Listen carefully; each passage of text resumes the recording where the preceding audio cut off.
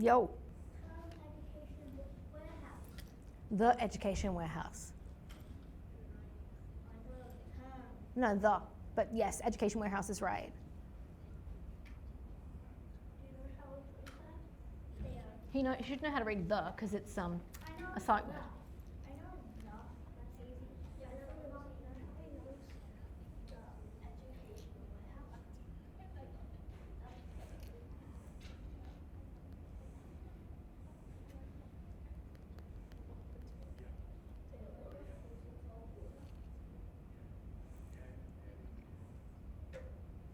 No.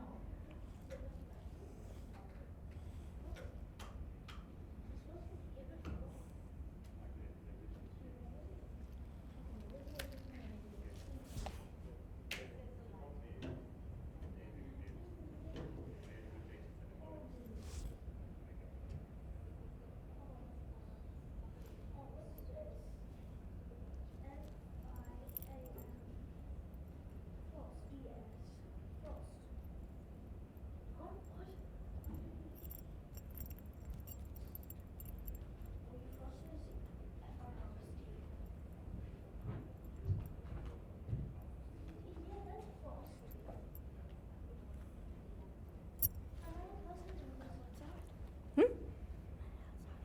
Yeah, go outside you want, but I don't think I'm going to stick around much longer because, like, What time is it? Oh, let me see. Go outside and tell people Peter, okay. When I hit 5 goals, I'll come back in. Time how long it takes in the morning, okay?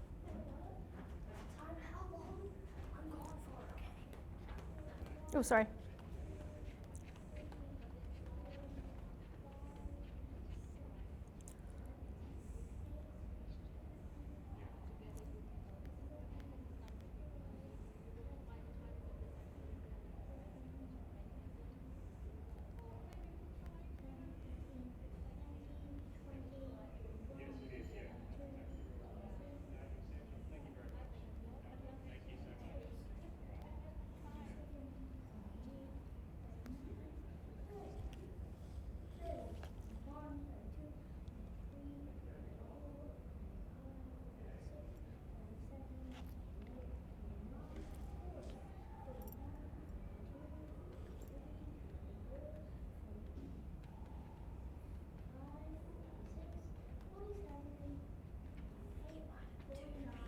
I'm not even going to do it if it's two people, mate.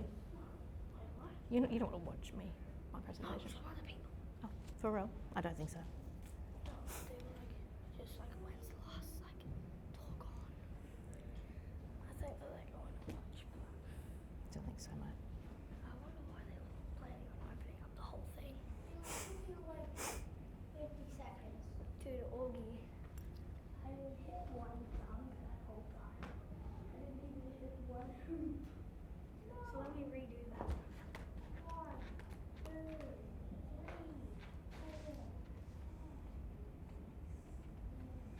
3, 4, 8, 9, 10, 11, 12, 13, 14, 15, 16, 17, 18, 19, 20, 21, 22, 23, 24, 25, 6,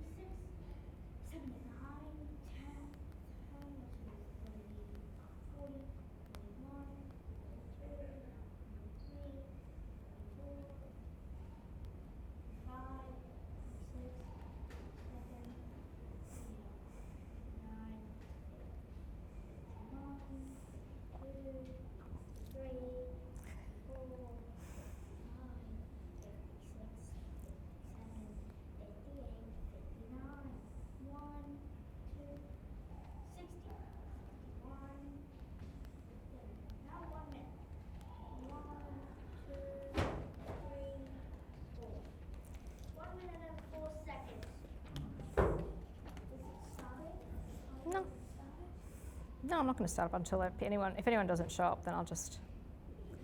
Step out. Yep. So when I was a kid, I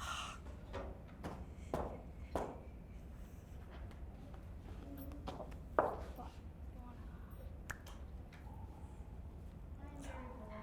Go out and play on the basketball thing with the kids then.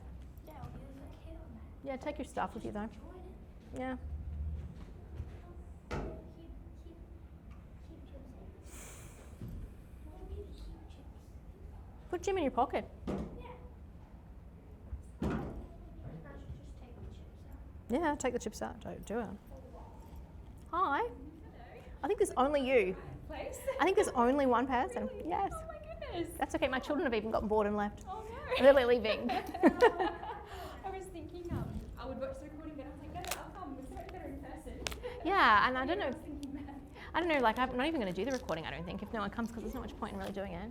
Are you interested in knowing what the outcomes are like? I am. Well, come sit down. We can just have a chat. Okay. Come. Sounds good. Yeah, I don't necessarily need to like Yeah. talk you through my presentation. Things. Yeah. Yeah. So how old are your kids? Kindergarten, so and 2, so 6 and 2. Oh, okay. Wow, that's Yes. but you're early in this journey. Early, yes, and Yeah. yes, she's at this little point where she's thinking she really is missing out. So I'm kind of at this precipice of deciding of. Does she want to go to school? Yeah, so she's done kindergarten and she's like, what about my friends? Yeah, so we're sort of in this little in-between stage at the moment. So that's why I'm interested to Oh, the other long end. term. The long term, yes. 12 years down the track. Correct. Or 13 really, Yeah, because 13, prep yeah. is the first year now, right? Yes, yeah. Yeah. I don't know. But yeah, I actually feel like I've seen your face on videos, like maybe like. Yeah, in I the do a news lot of it. or Yes, something. I was yes. like, I feel like your face. Yeah, no, I do. Yes. This is my job, Yeah, so yeah. yeah. Okay. So I work for QT and I research non-mainstream schools, Yes. and homeschooling is one of my main ones that I look at, and so that's the one that people want to talk to me about all the time. Oh, wow. Yeah, so earlier this year I did some research with some homeschool kids who'd gone on to university. Yeah. Of the 20, one of them had dropped out, knowing that it was like a self-selected study, so Yeah. you're not going to come and say, I had a really terrible time, it was dreadful. And what else? They all did really well. The issues they found were all at the institutional level, which by the time you're Miss 6 Yes. and Yeah. Ms or Mr. too, Yeah, another miss. So Miss 2, Yeah. Miss 6 and Miss 2 are at Yeah. coming to university, Yeah. they will have been ironed out because all of the institutions are trying really hard to attract homeschoolers because it's such a growing cohort of families. Yeah. They don't seem to have any trouble transitioning to university. They do better than mainstream school kids according to international research. Yes. Yeah. They tend to do much better in all of the like social sort of subjects, including English. Yes. Maths is often a weakness, but Yeah. you can compensate for that with a tutor if that's what you Yes. want to do, and if your child wants to do something mathsy. That's interesting because it's certainly our hardest subject, but that's also her. She's just more English interested, I guess, like love stories and creativity and that. So maybe that's just. And I think, but also it could be, Yeah. but I also sort of think, well, like, I didn't do very well at maths Yeah. at school Exactly. and didn't That stop me is getting a the same. PhD, so like, Yeah. I don't know how Yeah. vital it always Exactly. is. Yeah. So yeah, anyway, Yeah. that was pretty much it. It's, Yeah. yeah, there's no net detrimental impact. In fact, in many cases, it appears to be highly positive for young people. They report much greater levels of satisfaction with their education, I guess because it's self-directed and Yeah. have so much agency, and all the skills you learn in homeschooling are ones that help you at university. Yeah. So yeah. More of that, self-directed and following your own interests. Exactly, and also like if you get stuck trying to figure it out on your own first before you go and Yes. try and Yeah. hassle other people. So yes, there's no reason to. That's interesting. Yeah, good to know. Yes, I've been to uni twice myself, so traditional education, uni twice and not finished either. Oh, that's okay. Degree, that probably happens quite a lot. I think it I does. feel Yeah. like, yeah. You go too early, I think. Like you're kind of pushed. You think, I have to go. Choose something. Like, what do I want to do? Yeah. So I feel like Absolutely. That's how I ended up there. But yes. Well, that's interesting. Yeah. So there's no real. Yeah. I mean, if that's what you're worried about, then no. I think when you look at the effects of socialisation too, they actually appear to be better socialised than Okay. mainstream school kids. Yeah. Interesting. So that's probably because their Yeah. parents are there and Yes. they're hanging out with other people who are, like-minded, and there's Yeah. lots of benefits in that too. Oh, that's good to know. Yeah. Lovely. But if she wants to go to school, I mean, she can always try and then you can always leave. But the issue, but I suppose she's already in the system. She's been to kinder, so I guess she's been preschool. Preschool. And then homeschool this year, and then so next year would be grade 1. Oh. Yeah. Have you done are you in like groups? Because that can sometimes be what they're really asking you to do. Yeah, we are, but I feel like just because her best preschool friends went to school, like it's like that, I don't know, is it herd mentality? I don't know, but feeling like the only one, and one of her homeschool friends just went to school as well. So Okay. I think that was the big thing, yeah. Yeah, and Bit fair of enough too. Yeah, yeah. I understand where she's coming from. Left behind. But Yeah. yeah, a little bit of that. Yeah, like it's just not as much. Not as many kids at home. Just a sister who's A drives baby. her crazy. So yeah. Yeah. Yeah. But yeah. Oh, that's good to know. Yeah. Oh, I'm sorry, no one did that. That's actually really sad. It's okay. That's I just thought I actually didn't know if I was on the right level. I was like, when they said theatre, I was like, is it like big theatre? I didn't know. No. This is apparently the one. Yes. Yes. Oh, very good. Yeah. Oh, lovely. Thanks. Oh, thank you. That's Thank okay. you for chatting to me. That's all right. My Yeah, pleasure. I don't really know if I have any more questions. I was just like, oh, this looks interesting. After seeing, the end, because it's a big commitment, and And what do you do with your kids? Are they Mine are homeschool too, but I don't like necessarily make a big song and dance out of it. Yeah. 60 minutes, we're supposed to be doing 60 minutes on Tuesday, and she was like, can I talk to your kids? And I was like, that's a hard no. Yeah. No, Yeah. yeah, but that's because that's what they chose to do. Hi, come on in. There's not many people, we're just having a like informal chat. I couldn't figure out. That's Yeah, okay. I feel like that's That's we're the same both in the thing. same boat. Yeah, so my oldest one just absolutely refused to go. Yeah. And I was already researching homeschooling and stuff then, so I was like, I suppose we'll just homeschool for a little while. Yes. I had expected that she would eventually go, but she is now 14 and a half and goodness. no interest at all. Yeah, she seems to be doing really well. She wants to do psychology at uni, Yeah. so we've just been mapping her pathway and Just getting close now. yeah, and the other two, because she didn't want to go, were like, well, would I want to put clothes on every day and Yeah. And wear lunches and yeah, and eat lunch when I'm told and use Yeah. the toilet when I'm told and drink water when I'm told. It doesn't sound very appealing, so that's how we wound up in this pathway. But yeah. Oh, wow. Mm-mm. And how do you find it as mum? Because I have struggled a little bit with that, and also having a younger one. I guess you probably had it. I have three. Yes, I've had three. Juggling them. And Yeah, I don't think it's been a huge. There's been times where I have like, well, Theo will tell you, like Theo and I are like identical personality-wise, so we do drive each other. He'll dig our heels in, yes, go drive each other crazy. I've been able to work, luckily, through it. Like, I mean, I'm incredibly privileged. My husband's a musician, so he's here sometimes, but then he'll go on tour. Like he's apparently off to China in a couple of weeks for 2 weeks again, so he just goes and then comes back. And prior to them, when they were littler, we just paid somebody to come in and help out when I had to work. Yeah. But they've all been, I don't think because we've been homeschooled from the beginning, very good at, I'm a little stressed, it's time for us just to sort of like find some space in the yard where we can like keep away from her. And I think it's all been kind of like, we've just modelled through. Yeah. Yes, because I feel like I'll have a really rough patch and then I'll go, oh no, it's actually going really good again. And I'm like, oh, maybe it is, like it's okay. 100%, yes. Yeah, it's just really hard. It is. Outside the norm, like the. Yeah, and I think people get a bit funny about it. We're just having a bit of an informal chat because not many people turned up. Oh, everyone thought we packed. I'm really surprised that they couldn't find it. It didn't say what level it was on, it just said theatre. So Oh. I know they're on multiple levels now. Oh, have you really? Oh, I'm so sorry. So I hope that's not why people aren't here. Oh, it's probably just that they think an academic is really boring and they don't want to come. Sorry here for this. Oh, really? Oh, we can just have a chat if you want about, we don't need to be having like a big informal thing. You can go if you like, because we've just... It's okay. I'm happy to listen to other people's questions too.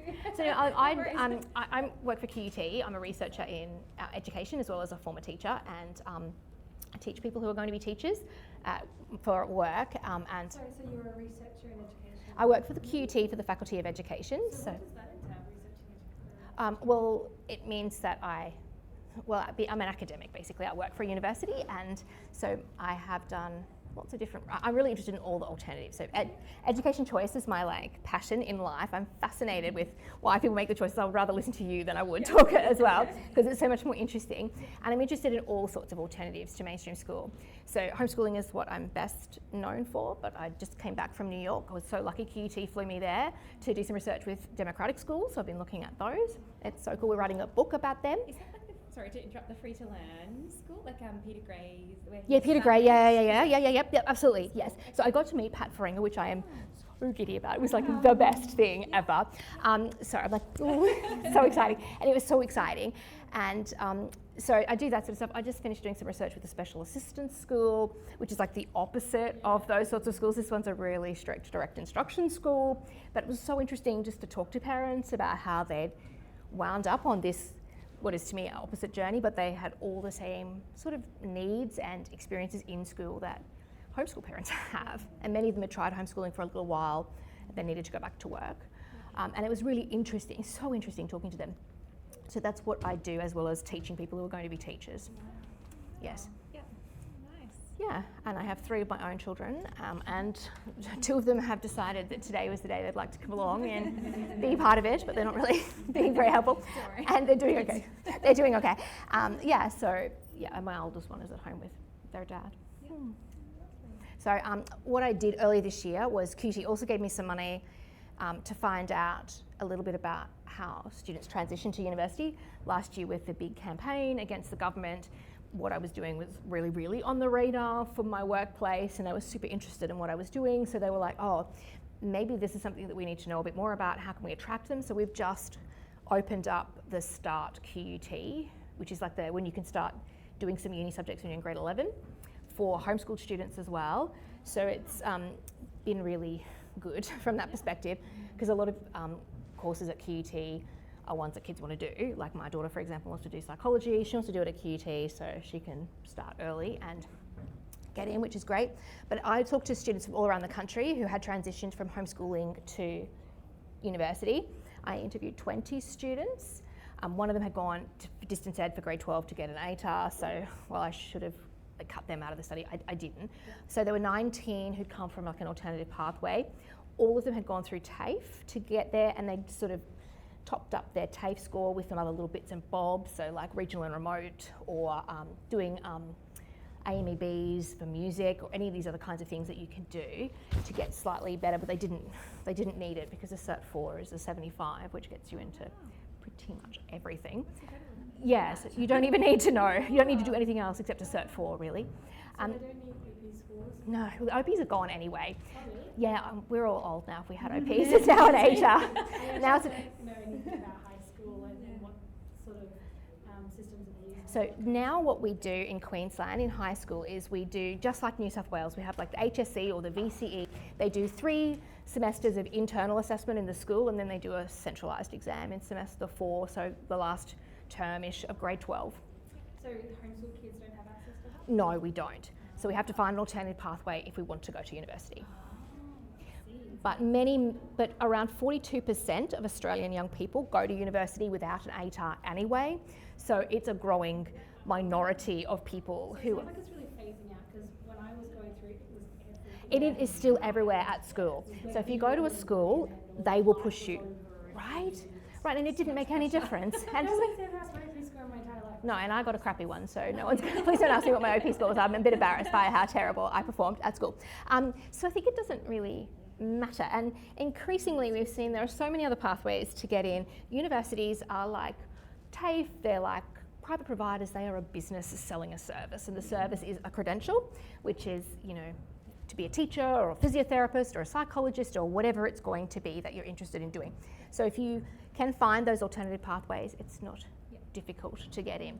So like for my child who wants to go to university, our pathway we're thinking is either through TAFE, or we'll do the uni prep type program, or one of those diploma programs through the university. She does AMEBs, so we're accelerating her through those so she can improve her score, and then she will be able to get in, no worries. But she doesn't need even a 75 for psychology, it's pretty low. It was so bad. I literally had to do extra study to get into psych because my OP score wasn't high enough. But And now it it's makes no difference. but now it's not as high either. And that's the other thing, you have to realise that the ATAR they ask doesn't actually reflect how hard it is necessarily, it's how popular it is. Oh, really? Yeah, so when I wanted to do advertising, my OP of 9 didn't get me in, but then 3 years later when I finished advertising, all I needed was like a 12 to get in. So it changes. Yeah. Yeah, that's interesting. Yeah, and I think that's the thing too, like you have to understand it's a system, and you just have to work out how to play the game. So once you know, Anything that doesn't have an alternative path, is it any? I think it's quite difficult to get into medicine, Yeah. but a Bachelor of Science will do that for you. So you How do long does a Bachelor of Science take? 3 years. Yeah. Vet science is very, very difficult. It's one of the most competitive degrees in the country to get into, and you will usually have to, even school kids will have to complete a Bachelor of maybe vet nursing first, or a Bachelor of Science before they can try and get in. Yeah, so vets. So there are a few to be mindful of if kids are super, Yeah. this is what I want. And you know Yes. that's Oh, what I think you're engineering might be quite high as but that's because the ATAR is super higher. I think it's higher than 75. Yeah. Oh, hi. Hi. Welcome. Hi. Am I opening this wall? I don't see much point because there's nobody really here. Sure. Thanks. That's okay. So yeah, we were just having a little chat because not very many people showed up. So yeah, are you interested in the outcomes of homeschooling? Yeah. So what point are you, well, I know your kids are at. There's what's your name, sorry? Yes, Susie. Susie's children are quite young. So how old are your children? Nearly 3. Okay. Just one of them. Yeah. Right. You've got one child who's nearly 3 and you're worried about the outcomes as I'm well. not worried about the outcomes. I want to know what the outcomes look like. So Okay. the decisions that I'm making now are setting us up for success. Oh, okay. Well, I'll tell you a bit about the research. You're in the same boat. How old are your children? 6 and 3. 6 and 3. So same sort of thing. All right. I love the big picture. All right. Let me have a look at some of this. Zoom out for would you be offended if I said Gosh, no. My goodness. Back-to-back sessions and I've been Oh no, you just sit there and eat. Oh my gosh, my kids have got some like Guzzy G's in the back there, so they'll probably just eat that. There he is, flashing the Guzzy G's for you. Okay, so if we look at the research on the outcomes, come on. Yep. Look, we think about outcomes. So most of us, when making the choice, we aren't really thinking about whether our kid's going to go and do engineering, or whether they're going to go and do vet science, or whether they're going to go and do teaching. What we're actually thinking about is what's good for our kid. So once we've put that to one side, and we do start to think, well, actually, they are probably going to want to have a career, and it's a cost of living crisis that doesn't look like it's going to change. We need to start thinking about some of the outcomes, and in particular for I guess for, I don't know, grandparents get quite worried, husbands get quite worried about it. So one of the big ones is always the social outcomes of homeschooling. So what do we know about social? So some studies, so this guy, Brian Ray, he's in the US, he's argued that because homeschooling is child-led, flexible, customizable, you can go back and revisit concepts. It's a child-friendly space that they're comfortable in. I can send you this if you want this. Seriously, I am online. Just email me and I'll send it to you, 100%. With a strong emphasis on relationship, that's why most people report feeling very positive about their experience of being homeschooled. So that's in the US. We don't have as much data from Australia, but he argues that in his research, when he talks to homeschooling graduates, he finds that they are more highly engaged, better at self-direction in terms of all experiences in life. So if they get stuck on the side of the road, they're better at solving those problems than mainstream schooled kids.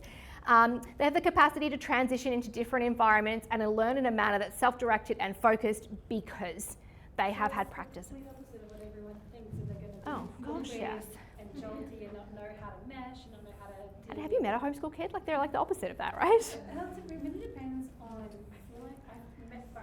Have you? I feel like it depends on the generation and potentially the home environment and the why. Yeah. Why the parents have decided to, are they really cutting them off and isolating the family unit from everyone else that's different to them, so they get a very biased opinion of the world? Or are they liberating them, and is it freedom? Is it, and we finding everything that we can do and all that kind of a real openness to it? Yeah. But see, those kids probably would have Been awkward and weird anyway. Anyway, in school anyway. Right, true. Because the home environment is the home environment where it all starts anyway. 100%. So I guess I have, and I've had a few of my family be like, I love you and I respect this, but this is my experience. And so they bring up a lot of personal experiences with some kids that work. Yeah. I think my response to that would always be, well, I would start off by saying the plural of anecdote isn't data, and just because you've met a homeschool kid, that's absolutely cool story, bro. I think the other thing is too, when you talk about the reasons behind it, when you look at the data in Australia, it's really different from the US, where it is much more about cloistering people from a world that they aren't comfortable in. Here, that would be, I would guesstimate 15% of the homeschooling population. Easily 85% are school refusing, trouble in school, didn't suit them, they're neurodiverse, etc., etc. Gender, Yeah, it would easily be 85%. So it's completely different. So back in the 90s, when we had that first review into homeschooling in Queensland, that was much more the case. But now it's much more the case that people are doing it because either they've met their kid and gone, do you know what, you're not really, school is not the place for you, honey. And interestingly, 20% of the Queensland homeschooling population are teachers. So that says a lot about their sort of outcomes of homeschooling. Yeah. And because there's so much more diversity in the community and so many options for meeting people and hanging out and doing whatever, it's a really different experience now than it was even 10 years ago. So when I started, it's a completely different community to what it is today. Yeah, and there's so many options for my kids to do homeschooly things that we didn't even have, say, 10 years ago. I guess even in the next 10 years, like we can't even Oh, imagine that. can't even imagine what your children were going to be experiencing. 16 when they're needing this. Of the homeschooling population or community So like they're headed by a teacher. So Queensland data, a couple of years ago, Queensland collected some data on who was homeschooling and why. And so this is of their respondents, but it does reflect international data. Around 20% of the homeschooling community or homeschooling families are headed by a teacher. So yes, so I've got a book coming out about that, which is free to get. Did you say you're a teacher? I am, yes. I am. I'm a teacher. Yeah. I keep my teacher registration, so I'm registered to be a teacher. I could go back to school tomorrow, I suppose, if I wanted to. And so I wrote a book with another teacher friend of mine about teachers who choose to homeschool their kids. It's available in November and it is free to read. It's an open access book. We made sure that we publish as much open access as we can so that it's called Canaries in the Coal Mine. I was going to ask you about that. I've heard about that on a podcast. Oh, really? Because it's Gemma is the other. Oh, yes. Yeah. I was like, it's coming up. Yeah. Gemma is also teaches with me at QUT, so she's another teacher and teacher who homeschools her kids. Oh my goodness. Yes. So this. There is a coal mine. Yeah, her podcast is called Sisters Who Homeschool. Yep. Her and her sister do it together. Yes. Yeah, it's really cool. There you go. Yeah. You talk about the book, I was like, oh, what if it's a different book? No, it's the same book. So we've got this book coming out, which is very exciting. Yes, it's very cool. What else do we know about social outcomes? They also don't tend to have that shame that comes with making mistakes in front of large groups of people. So they're more willing to ask questions if they don't know. So like, the husband will always be like, no, I'll just keep driving until I find it. Maybe our children won't do that. Sorry. They also know that they can rely on their parents for support, and it builds that strong relationship even between siblings. So this is all interesting. Liam Moyer, whose work is cited here, she was a master's student of mine and she is such a genius. Oh, sorry, do you want me to go back? I'll just send you the thing if you want it. Like, seriously, just email me and I'll send it to you. I really don't care. It's like 15 meg or something. Okay, so Hamlin and Chang from 2022 found there was no observable differences between how homeschooled and mainstream school students did in terms of their social and life outcomes. Both are equally likely to attend university, get married, have a job, and subjectively report a feeling of well-being. So that's like the weakest data we have on how homeschoolers respond. They're not homeschool advocates. Brian Ray does work for a homeschool advocacy organisation in the US, so he maybe has a dog in the fight. But these people, that's what they found. They also found that any perception of a lack of social opportunity actually doesn't affect the homeschool graduate. Another support, I'm not even going to attempt to pronounce those names, also supported exactly those findings, and they argued that homeschool students do not suffer any adverse social outcomes from being homeschooled, and their study found they had no trouble transitioning to university. Oh, it's different, it's not normative. I think that's the... And I think, sometimes if you make a choice, that's not like what the majority does. So most people send their kids to school, yes? And I think if you do make a choice, people see it not just as a reflection on what you think is right for your young person, it also is a judgment on them and everybody who just... Yeah, it's just like the normal thing. You send your kids to school, yeah? Yeah. What else did I do? I got this academic outcomes. So this is the one that's really interesting. The academic outcomes are what? Come on, where's my little thing? Okay. This Kunzman and Gay, they did this fantastic study in 2020, which is so worth reading, but I think it's like, like university, I don't understand why we do this. We get paid to by you guys to write papers and do whatever, and then you have to pay to read our research. It's so wrong. Right, it's really wrong, right? And then we write this for free, and then the only people making any money are the journals. But anyway, all right. Their study argued that research tends to show that homeschoolers go on to, quote, remarkable success in adulthood. They outperformed mainstream or institutionally schooled peers on standardized tests, and this is the US, so a lot of states require that homeschool kids sit standardized tests. But they were also not quite as strong in mathematics as their conventionally schooled peers, and even when socioeconomic status was controlled for, they still underperformed in maths. So if you know that that's a weakness, you can do whatever you need. My oldest wants to do psych, she'll need maths. My middle one with the long blonde hair is thinking he either wants to do prosthetics or engineering, so he will need maths. So I will just now have to get a tutor once a week. With these studies, like you said, you look at the kinds of people who are attracted to homeschooling, they are the neurodivergents, they are the people having trouble, so they've pulled out. So it's kind of comparing apples and oranges.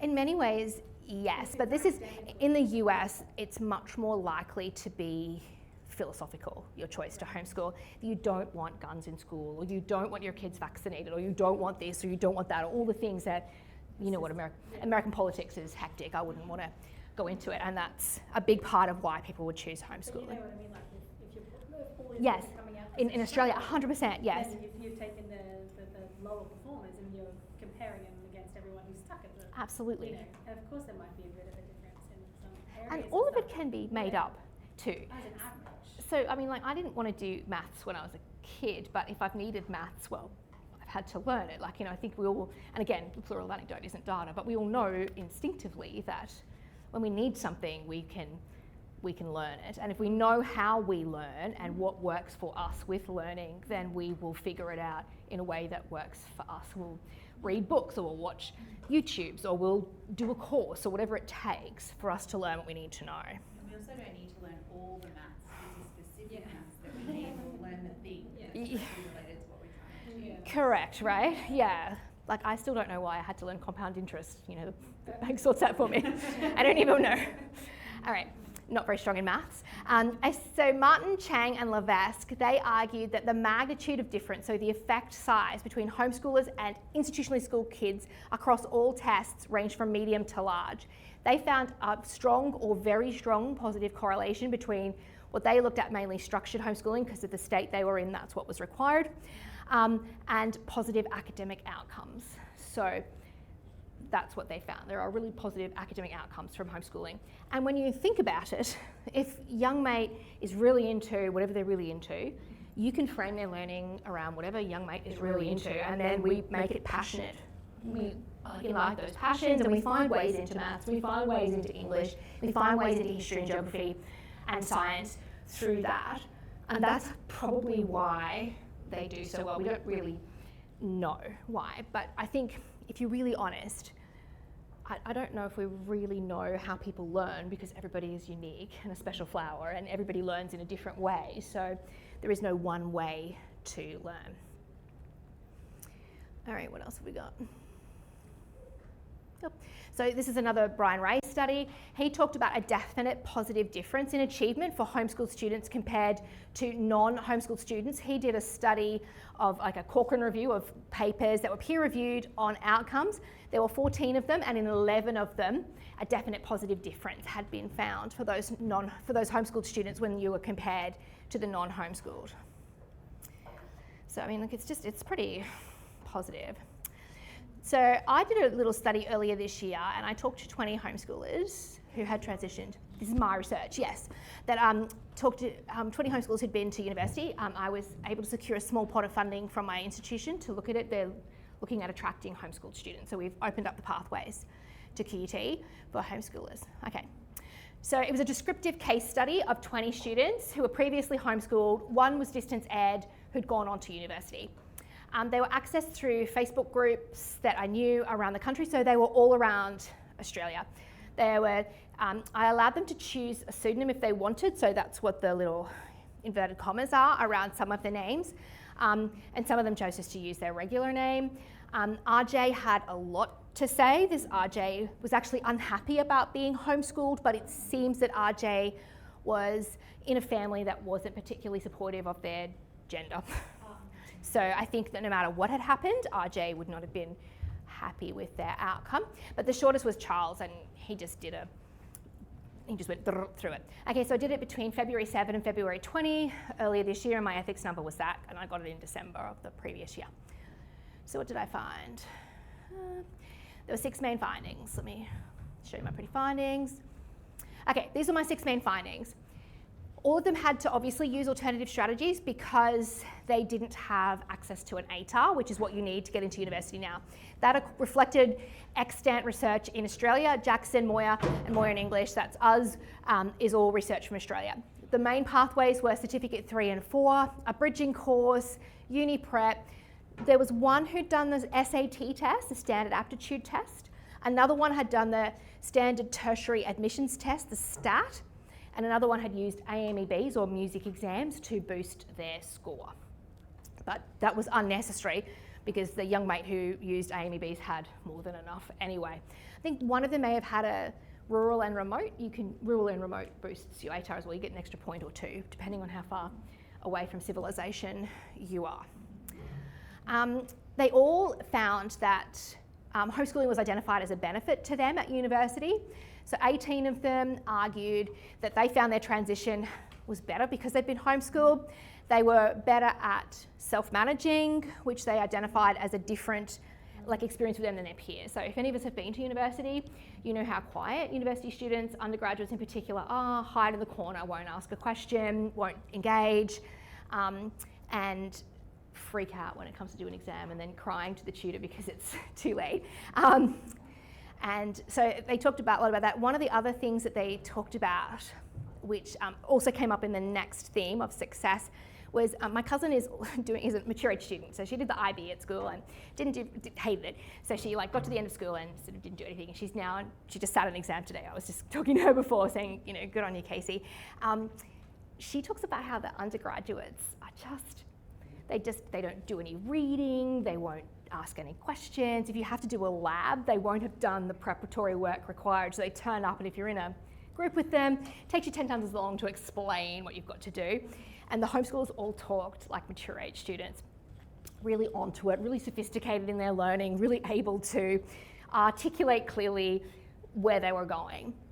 So all of them had talked about experiencing success, which accorded with some international studies from Brian Ray and Gina Riley. Both of those found that homeschoolers were successful at university because they're able to be self-directed, they're committed to their studies, they had the skills universities reward, particularly around self-direction, study management, finding information useful to their course, going beyond the reading, getting really immersed in what they're studying. So that was all really positive. And super interesting because a couple of them talked a bit about how they weren't worried about their GPA. There was amazing boys who talked about, so I had anticipated I'd get nothing but arts students, they'd all be doing history, politics, whatever. Almost none of them were. I had mainly STEM and engineering-y type students, maths, and a couple of the STEM students, one of the STEM students in particular was really fantastic. He talked about how he knew what he wanted to do and where he wanted to go. And I think it was Boeing or somebody like that he wanted to work for.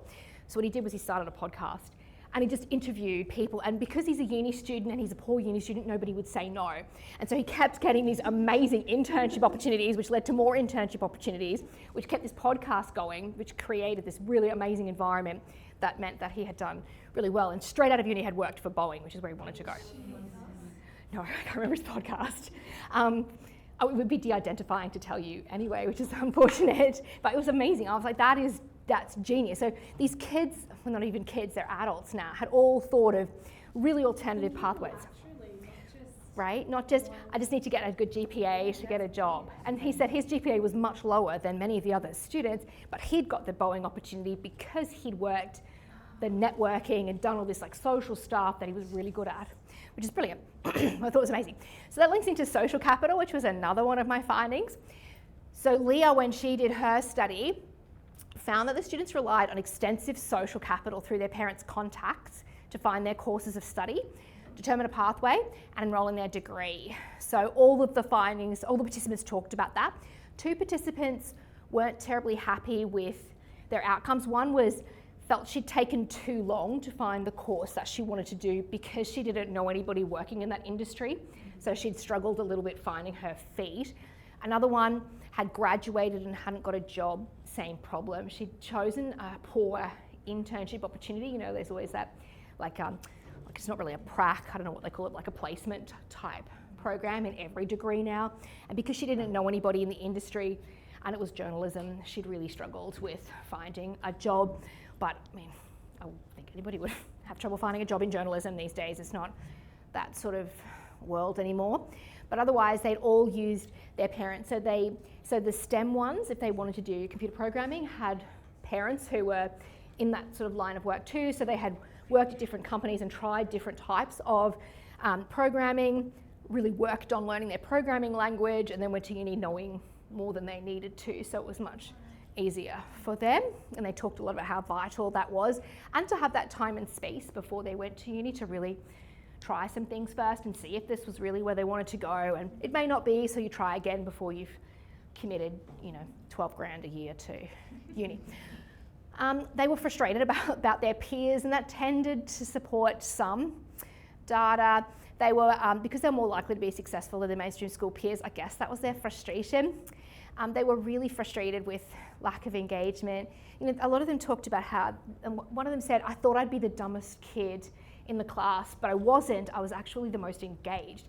They would come in, they'd go for weeks 1, like it's an old adage in education or in any university, between week 1 and 4, you're never going to find a car park, but sort of come week 4, it's getting much easier, and by week 5, no one's showing up. So they didn't come, they didn't ask any questions, they were scared of their lecturers, they didn't feel safe talking to them, these other kids. But the homeschool kids were like, no, I don't have a problem talking to adults. So they just went in, they asked questions, they knew what they needed to know, they'd done the reading, so they were able to have coherent conversations with the academics.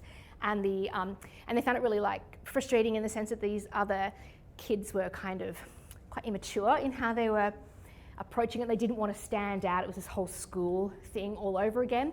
And one of the participants talked about how he felt because he hadn't wasted all that time on that stupid social stuff at school, he had more space in his mind to really focus on his studies, and had learned it doesn't really matter what these other kids think, because I'm going to see you in one unit of 400 students and never again. So that was what a lot of them talked about. One downside, which won't be the same when your young people come through, is they did feel that the universities weren't really on top of things. The first one was age. So quite a lot of them had tried to start early and had tried to go from open university to mainstream university in Australia, in like whatever state they were in, and it's impossible. QUT won't start you before you're 18. So yeah, unless you've got an ATAR, so that's discriminatory. The other area that they were also a bit upset about was they perceived that they were not considered as educated as their skilled peers. So one of them that did their bridging course said he felt he had to do more units than kids from TAFE or kids who hadn't done very well at school. Many of them reported too that when you rang the university and then your mum rang the university and got somebody else, and then your dad rang the university and got somebody else, they got 3 different responses about how they should enrol, what's the best pathway, and that's probably still the case.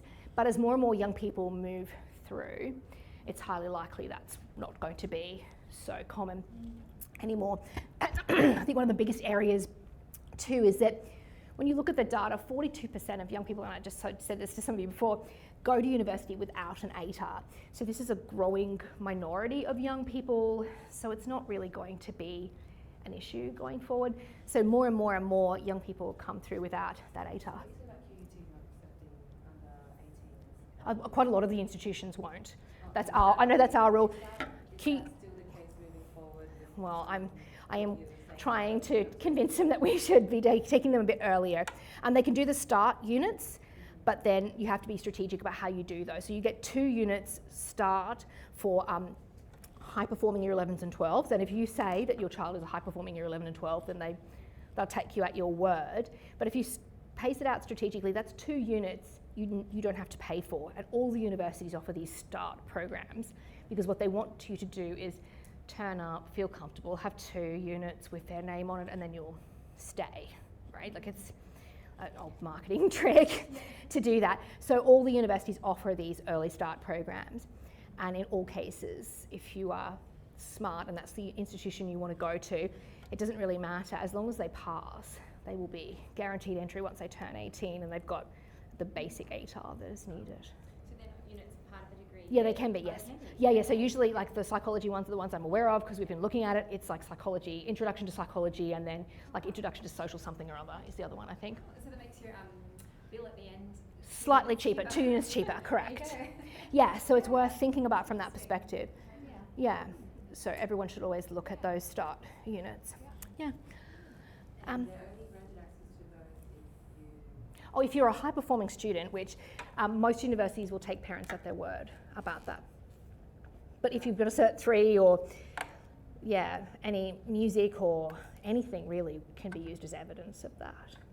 So by the time they're getting ready to go to do those start units, which you would do when you were 16 and 17-ish, you would already have probably done some TAFE. So if you've got a Cert 3 at TAFE, that helps you to look like you're high performing. So yeah, you've already shown the capacity to do these kinds of study. Yeah. And Cert 3 is pretty, it's not super hard. Once they pass the first... If they pass those 2 units, yes, they don't care. automatically granted. I think if you've got the right, if you've got something approximating the ATAR that they want, they will guarantee you entry into that course because you've already demonstrated progress in that course. So, So is it something approximating? oh, like if your ATAR is around, like if you've got the Cert 4 with 75 and you need like a 73, but then like lots and lots of students apply, you've already got your place sorted. You walk right in. Yeah, so you don't have to be as competitive with those other students. But you can improve your ATAR, like I said, with other things like music or, you know, rural and remote placements or, yeah. Yeah, so that's what all these kids did and they had no trouble at all, which was a relief.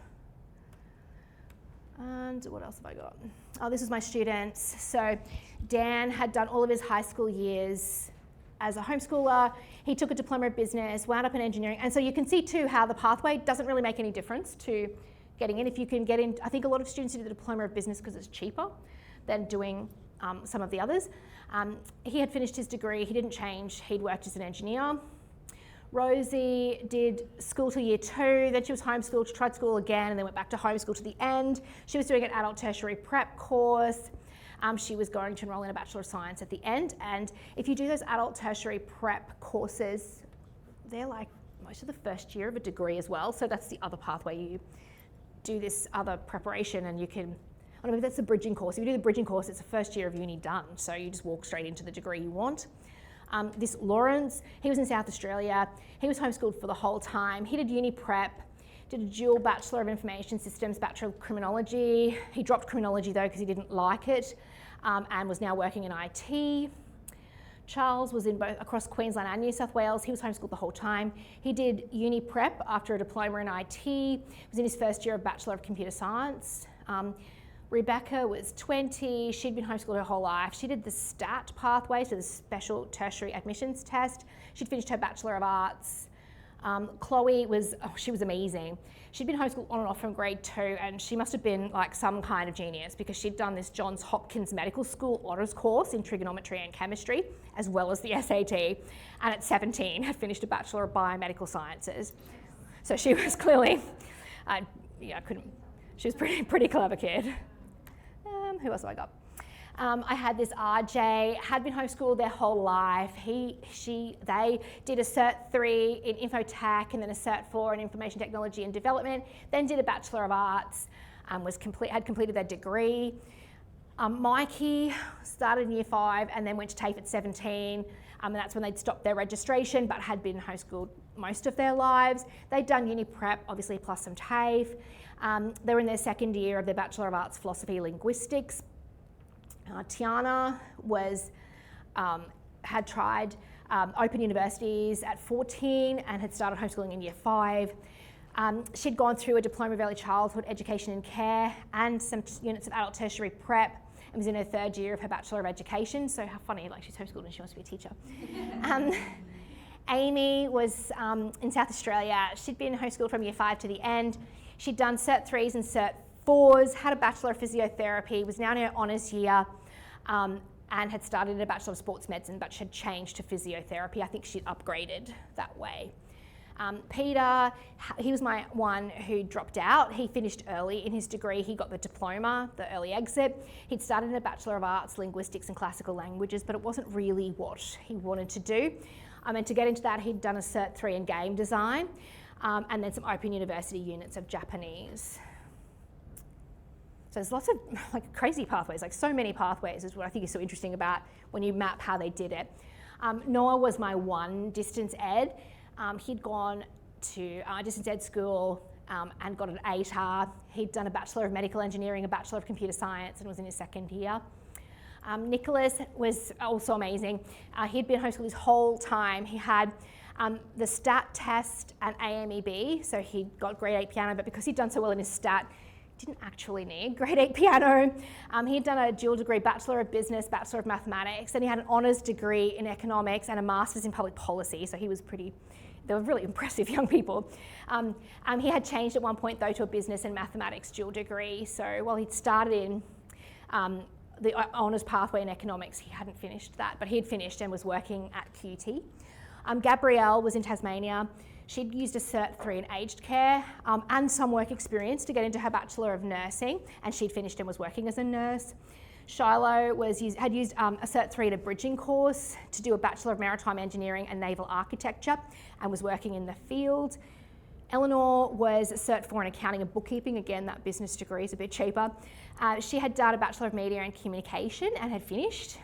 Carla was in WA. She'd done a Diploma in Music and was doing a Bachelor of Music through the diploma pathway. She was only in her first year, so after that she would start the Bachelor of Music. So once she finished that, she'll move over to the Bachelor of Music. So there were such a lot of different things. I was surprised by how many STEM kiddos I got though. This is toward the end. So Luella, she had dabbled in some units through Open University in Australia. She was still dabbling. She was quite young, but was hoping to get in. She had actually emailed the course coordinator and asked if they would take her early, and they had said, look, the rules are the rules. I can't take you early. So she was just going to keep dabbling at Open Universities. Olivia was, she'd come through a Diploma of Hospitality Management and Cert 3 and 4 in Business. And she had was in her second year of Bachelor of Marine Biology and Climate Change. And then Dylan had been homeschooled for about 8 years. They went through the interview pathway and had done some testing but didn't say which ones, and some TAFE but didn't say which ones. But Dylan was at pains to point out that a lot of courses will take you through an interview, particularly the creative ones, so don't think you need anything except to do well in the interview. He was in a Bachelor of STEM but didn't want to specify which area in case he was sort of identified, I guess. He was second year. So there are so many different pathways, and it will obviously change as your young people get closer, and there'll be more and more opportunities as well. So that was what my research found. I think that means for families that there are lots and lots of pathways into university. You don't cut yourself out. I'm sorry, am I boring you? No, I just didn't get my sick this week. So it means that, I think it means that you don't need to really worry if university is on the cards for your young person, and it's not on the cards for every young person. There are lots of people at university who probably shouldn't be there. It costs a lot of money. If you don't need it, probably shouldn't do it.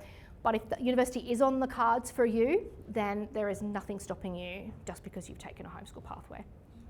Yeah, so thank you very much. And if you want any other information or to know anything else about my work, just send me an email. I'm Rebecca English and I'm at QUT, and you can find me pretty easily on the internet. I'm Rebecca with 1B and 2 Cs, and my last name is just like the language. Yeah, and I'm at QUT. And when you say QT's trying to open up or attract homeschoolers, what do you envision like that will look like, say, in 10 years? I think that they've opened up a lot of the pathways. It's more difficult to come from the IB certificate pathway into university than it is from homeschooling now. Because I was at an IB school recently and they said, oh, it's okay if you go the IB bachelor's pathway, but the certificate pathway is quite difficult.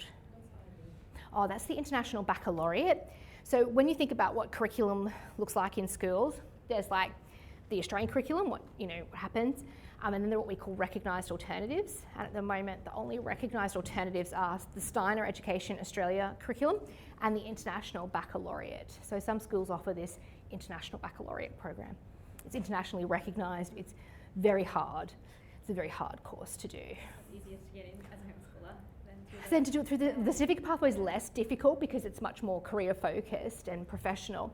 But it is easier to get in through as a homeschooler than it is to go through the certificate pathway, because you have to do all this like complicated ways of showing that it's the same as either a TAFE course or, you know, a STAT or whatever. You still need to do the STAT or the SAT. So why would you do a complicated pathway if it's easier just to go through TAFE? Yes. So why would someone want to get an IB? Because it's internationally recognised.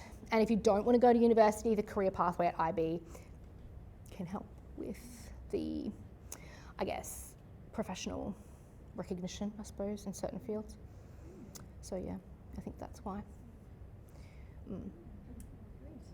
Yeah. And just on a more personal note, so you're a teacher of teachers? Yes, that's what I do. I work. Mainstream teaching? So I teach into the Bachelor of Education secondary program. So in semester 1 I teach a unit on film studies for English teachers, and in semester 2 I teach a unit on young adult fiction, again for English teachers. I'm in English and I'm also social sciences teacher, and mostly I taught business studies and English, but I also taught some maths, and I also taught religion, and I taught home ec for a little while. I wasn't very good at that, and science a little bit, and all sorts of stuff. Yeah. So you're high school.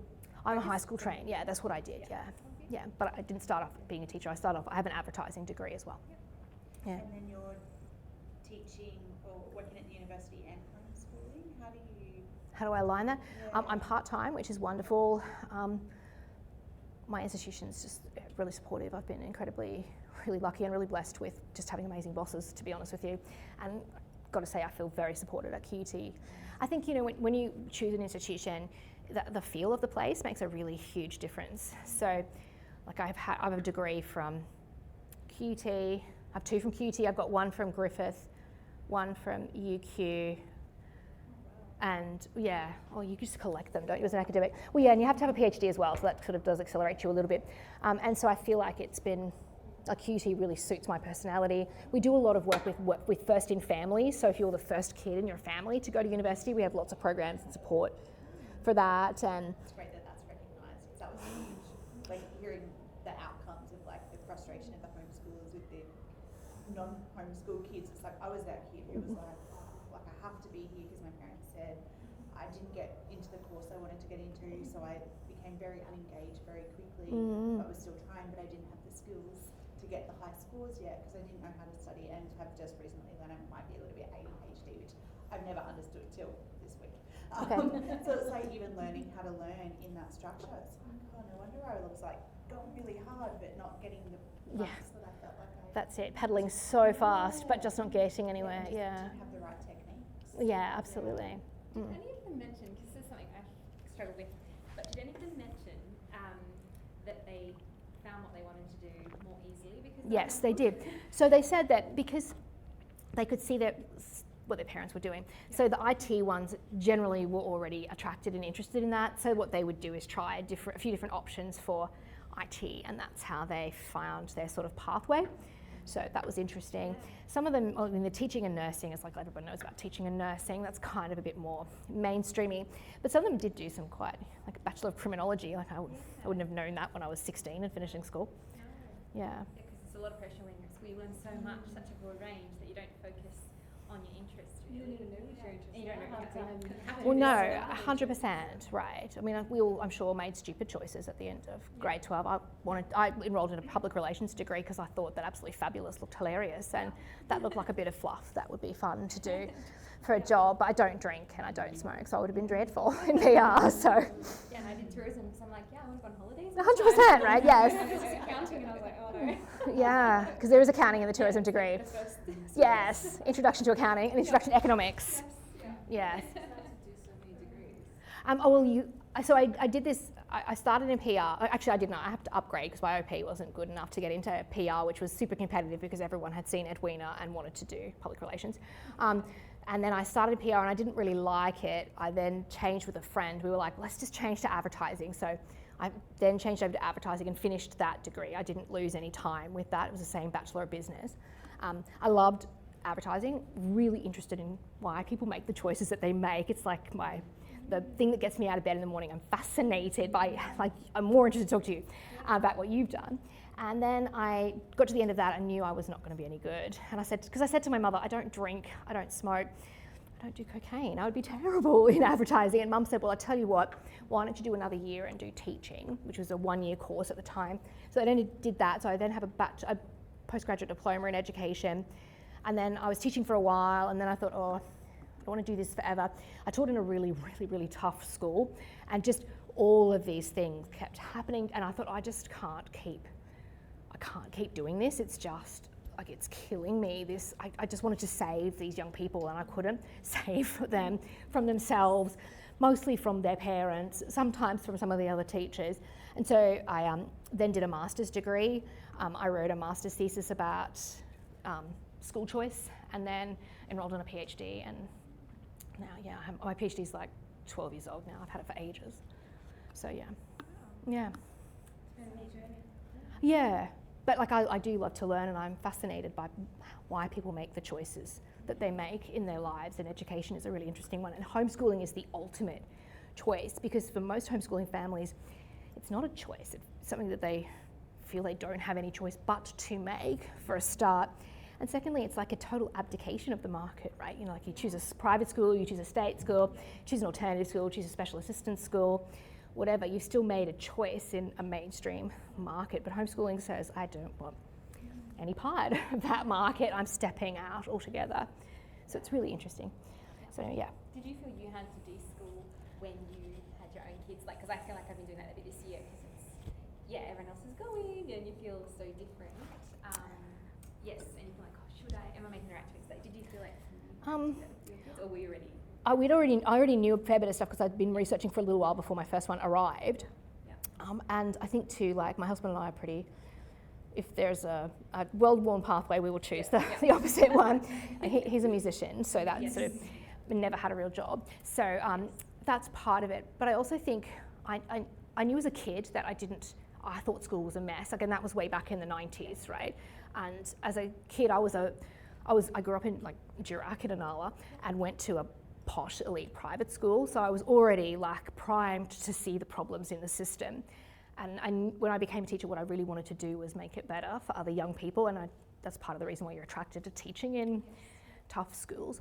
But you can't change. You realise increasingly that as a teacher, I couldn't change the system for these kids. There were so many layers of disadvantage that in my classroom, I could feed you, and I could try and make it nice for you, and I could help you fill out an employment form, but I can't fix your life, unfortunately.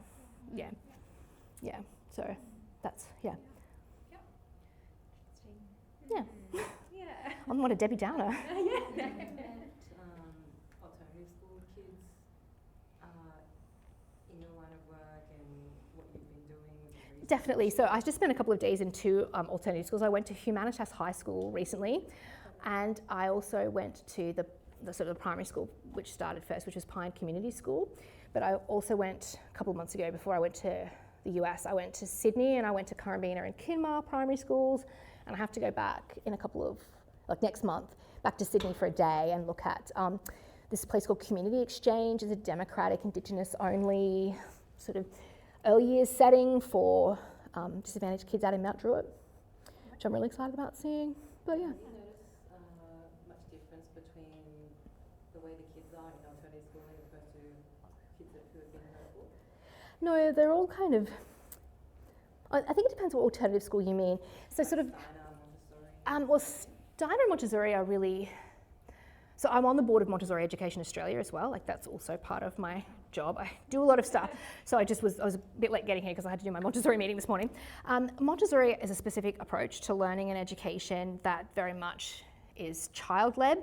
Steiner is very natural and comes from the natural environment, but is much more structured than, say, a lot of homeschoolers. But then, so like our homeschooling might be really different. So I'm a really structured homeschooler because I'm a teacher and I can't help it. So my kids do maths and my kids do English, and they do some social sciences and regular science and like hard sciences every day. It means that because I know about the maths thing, I've always been worried about that. So I've been pushing with the maths, and I'm at the end of the maths that I feel I can teach. So next year I think we'll employ a tutor for both the older boy and my daughter, who's nearly 15. So I think that's really important to me. But so that's been good. But I think it depends what sort of alternative school you mean. So like a special assistance school, looks really different depending on the special assistance school. So one of the direct instruction schools is very rigid, very structured. You know, it's 8 till 3:30. It's 2-hour block of maths in the morning, half an hour lunch supervised, 2-hour block of English in the middle, half an hour lunch supervised, 2 hours for everything else. But then there are other special assistance schools which do the social emotional stuff or autism only or whatever. So it's very difficult to sort of say. Yeah, are you thinking of an alternative school for your child? I'm just weighing up all the options that sort of appeal to me. So mainstream schooling, not really interested. Just exploring homeschooling versus Steiner schooling versus. And do you live near the Steiner school? Do I live in one? Near the Steiner school. So the Steiner school's in, there's one here on the Gold Coast and there's also one in Samford, in the Samford Valley. The Samford Valley Steiner school's like so beautiful. It's a beautiful, beautiful school, really gorgeous. There's another alternative school in Mullaney called the Ananda Marga River School, but it is in Mullaney, which is north. So if you live in the Gold Coast, it's not so easy to get to. And they kind of have more of a like a yogic kind of approach to how they do things. Yeah. We really need one in Logan. Ananda Marga. No, as Steiner school. Yeah. Yeah, because I'm in Brinbar, and the closest is Narangba Sanford. Yeah, and I'm like, oh, it's too far to go, but it's so expensive to relocate to these locations as well. And it's expensive to go there. And the same with the Montessori. So the state government is closing the state government Montessori high school. And there is again, beautiful, beautiful Montessori school in Fig Tree Pocket, which is lovely. There is another one on the North Coast too. There's a Steiner school on the North Coast as well. So yeah, there's lots of. Ask if you've had anything to do with Lailstone and because she's sort of involved in, is it Tall Trees, High Trees, the one that's maybe opening in Currumbin Valley, I think. Have you heard about that? I have heard, but I don't know enough about it really to be able to sort of. I don't know if it was supposed to start this year, but I don't know if the council. I think it was a council problem. But, It often is, yeah. But yeah, Lailstone, she opened one down. Have you heard of that? No, down near Melbourne somewhere. But yeah, I just wondered if it's alternative. I'm not sure if it's democratic or not though, because I'm not sure exactly the.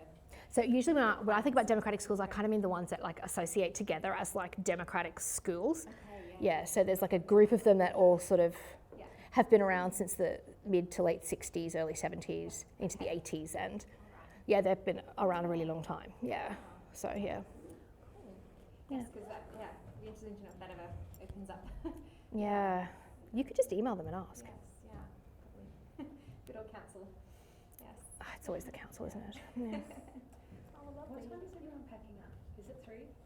Yeah. I don't know. I don't even know what the time is. The ladies got my helmet. Oh, It'll probably take a while to pack up. Oh, The that's very a good stuff. point. That's a good point. Hopefully they'll let us out. I'm sure they I will. appreciate you. Oh, that's okay. No, no. doing the whole talk for us. That's okay. No, no, absolutely not. Yeah, so do send me an email if you're interested in anything or you want to know something or, you know. I'd love to know your research findings, and I think that it would be very handy to send my mother. Oh yeah, 100%. 100%. Yeah, no. If you go onto Google Scholar and you search for me, all of my work is available there, and most of my stuff I do through like open access journals. So they're free to read. So wherever possible, I make it open access. Yeah. So sometimes that means I have to pay for it, but that's what you do. But yes, it's. I think that would really put a lot of my family's thoughts at ease. If they could see this kind of stuff, this kind of research and these kind of findings, they'd be like, oh my, and Jasper's just 6, and then so much is going to change the next 10 years again. I think it's like what I found so interesting about education is, as an advertising person, like education is a journey, right? It's like you book a cruise. Now you don't know what's going to happen on that cruise. Are there going to be pirates? Are you going to catch salmonella? Yes, you are, right? Is the entertainment going to be rubbish? Is it going to be interesting? You don't really know. When you go on a cruise, your job is to have as much fun on that cruise as you can. And some people have success at that, and some people catch salmonella and they don't. So I think we have to really understand that you can kind of lead a horse to water, but you can't make it drink. And what you're paying for is a dream at the end that may not ever be realised no matter what you do. And that's, I think, what we sort of forget too. And that our educational journey, which colours so much of how we choose our education for our kids, may not be right for that young person in front of us. Maybe they want to be a beautician, and that's fine. Or maybe they want to be, like my cousin is a climatologist. That's maybe what you want to be. Like, it depends on who you are and where you are. And if you become a beautician to begin with, well, that doesn't stop you become a climatologist later. There's so many, life is a journey, and part of your story may be that you started an advertising degree, realise it's not for you, and then will end up being a teacher, you know. So yeah, we have to understand that is part of it too. You kind of, and also like you have to be able to kind of like, you know, when you go swimming in the beach and you swim out past the breakers and you just kind of like float. The best part of being the beach, right, is swimming out past the breakers and just floating. And that's really, I think, a great metaphor for parenting. We just have to like trust the water all around us and know that this person is not us and doesn't have our journey and our story, and is going to come to a different set of decisions than, I mean, at the moment, young mate here thinks he wants to be a prostheticist, but I don't know if that's really where his journey's going, you know, who knows. Yeah.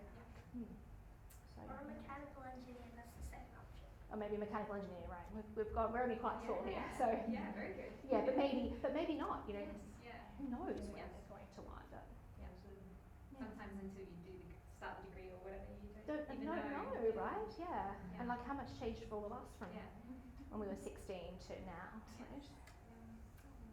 Yeah. Thank you so much. That's my pleasure. So good. Good. Session, really Yeah. good. Thank you. And do seriously, if you want a copy of those slides, email me. But if you Google Scholar Me, you'll find all my data. My research is available anywhere. Thank you. Oh, you going to take that from me?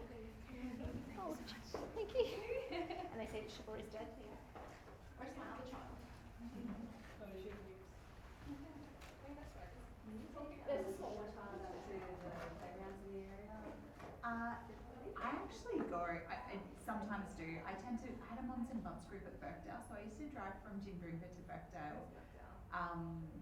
Redlands, near I did, just to try and find some like-minded women. And I've stayed connected with them, so I tend to, go that way. But it's also because I don't have a lot of connections in my local area either.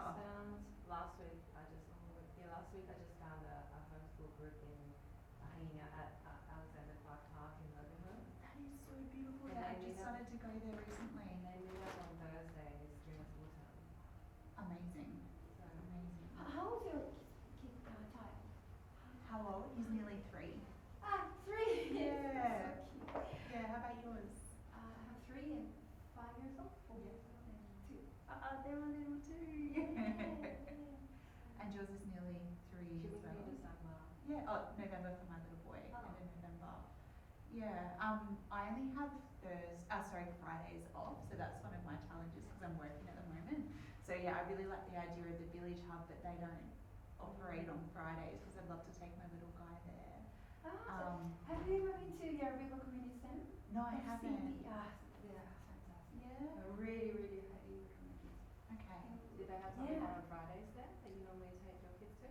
Yeah, Friday. Normally Monday and Friday. Yeah. They have amazing program from 9:30 and 10 to 10. 2 sessions, different ones. Robin and Kathy, they run that. It's the first Program. time I've ever Yeah, fantastic. So is it story based, craft based? What are they doing? On Friday, particularly Friday, they have 3 stories, like a kids time for little ones, 0 to 5 years old, and then the third one is they call Pacific Kai. Amazing friends. No, but they are from Queensland Hills.